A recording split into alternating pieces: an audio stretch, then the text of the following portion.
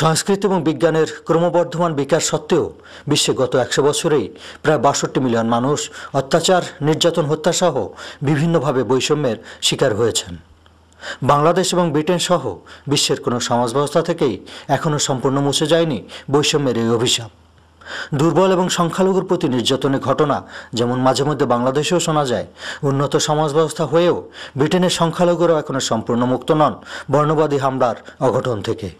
এডিনবরায় মাত্র কিছুদিন আগেও ক্যাব চালক আব্দুর রহিমের পরিবার সহ বেশ কয়েকটি পরিবার এরকম হামলার শিকার হয়েছেন। আজকের মিটিংয়ে এখানে এসে আমরা আমাদের মত তুলে ধরেছি। আমরা এরিয়াতে এখানে খুব সাফার করতেছি। আমরা এত দুশ্চিন্তার মধ্যে থাকি যে কখন কি হয়। তো এখানে পুলিশ অফিসার চিফ কনস্টেবল আসার কারণে আমরা ওনাকে আমাদের সমস্যার কথা তুলে ধরেছি।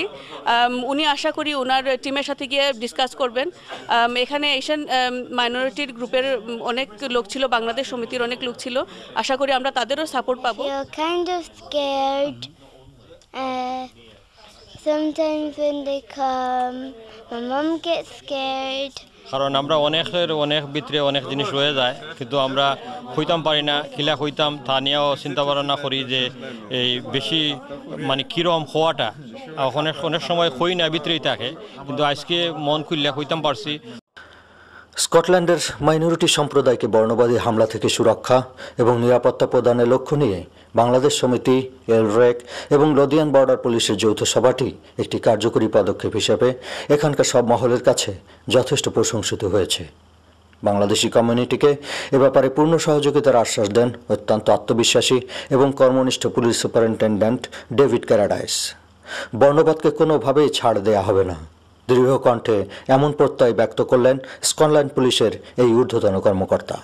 To the police, and I want the community to be reassured that they absolutely have the support of the police, and that's from the sort of highest echelons of the police service over to the Safer Neighbourhood team police officers that they're dealing with on a day-to-day basis. But I think the important thing is that the police aren't working alone with the community. It's a partnership approach. Bangladeshi community সহ এখানকার ethnic মাইনরিটির সকল সমস্যা নিরসনে নিজেকে আত্মনিয়োগ এবং সকল প্রচেষ্টা অব্যাহত রাখার প্রতিশ্রুতি ব্যক্ত করলেন এলরেক এবং বাংলাদেশ সমিতির chairman Faisal Chowdhury MBE। What came out of today's meeting is that our community people are not coming forward and reporting the incidents.